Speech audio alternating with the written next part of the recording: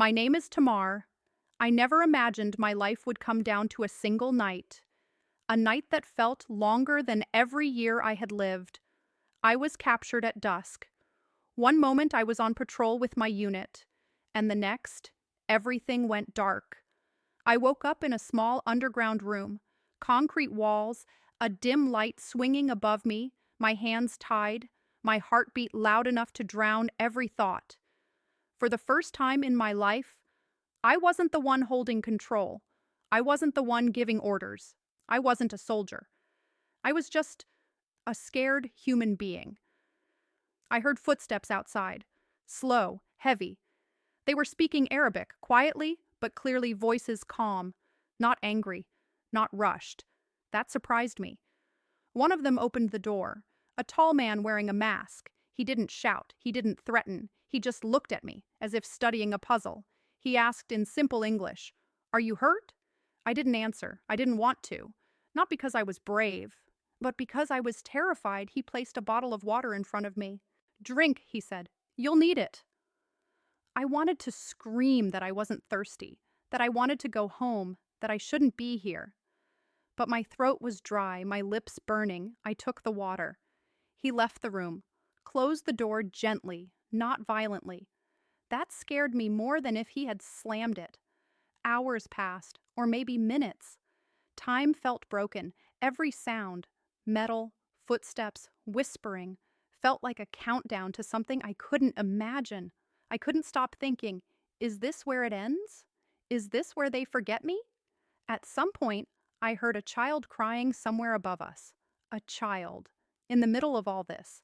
That sound cracked something inside me, even here, even in conflict. Life continued above the ground. Later, a woman entered the room. No weapon, no mask, just a scarf around her head. She carried a small tray, bread, tea, and a blanket. She placed them down slowly. Then she said, "You are someone's daughter. I am someone's mother. Eat." I couldn't understand it. Why were they being human? I didn't touch the food at first. But she didn't leave. She waited. Her presence was strangely calming. After a few minutes, she spoke again.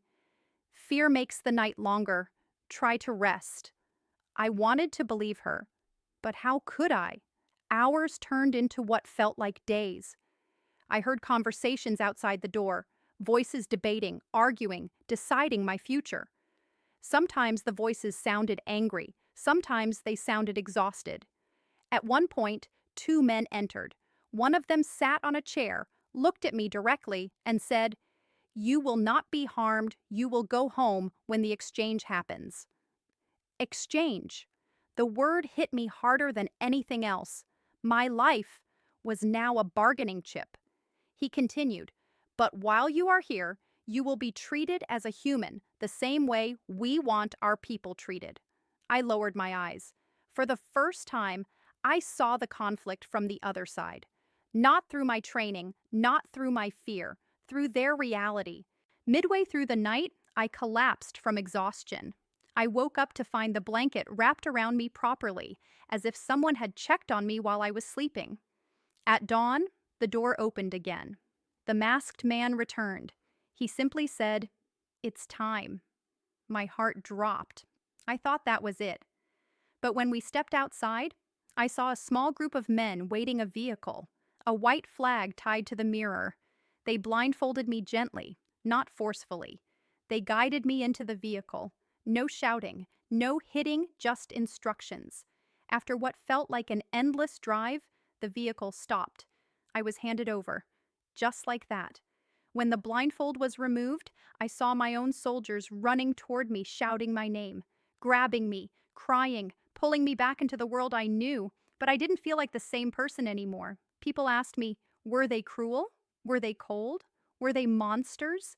And the truth I am afraid to say out loud, is that they treated me with more humanity than I ever expected. I'm not saying I understand everything. I'm not saying I forgive everything. But that night taught me something I can never unlearn. People on the other side of a war are still people. And fear? Fear can make you see enemies where there are none. The longest night of my life didn't break me. It opened my eyes to myself, to them, to the truth that no one teaches us in uniform. Sometimes humanity survives even in the darkest rooms, and sometimes that's what saves you.